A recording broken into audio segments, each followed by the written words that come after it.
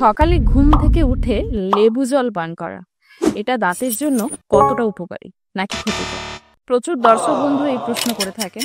আমাদের ইন্ডিয়ানদের একটা অভ্যেস রয়েছে, বলতে পারেন অনেকেই এটা করেও থাকি আমরা, যে সকালে ঘুম থেকে উঠে ঈষদুষ্ণ গরম জলের মধ্যে লেবু দিয়ে আমরা সেই জলটা পান করে থাকি। অনেকে ভাবেন যে এই জলটা পান করলে তাদের ওয়েট লস হবে, কেউ আবার পেট পরিষ্কার করার জন্য খেয়ে থাকেন। তো এটা দাঁতের উপরে কি প্রভাব ফেলছে, বা দাঁতের জন্য এটা উপকারী নাকি ক্ষতিকর?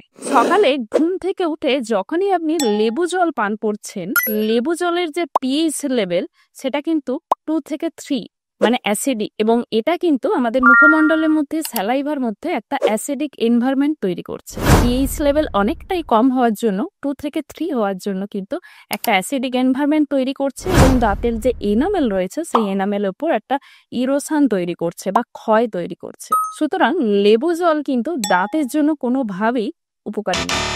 পেটের জন্য উপকারী হতে পারে, কিন্তু দাঁতের জন্য কোনোভাবেই নয়।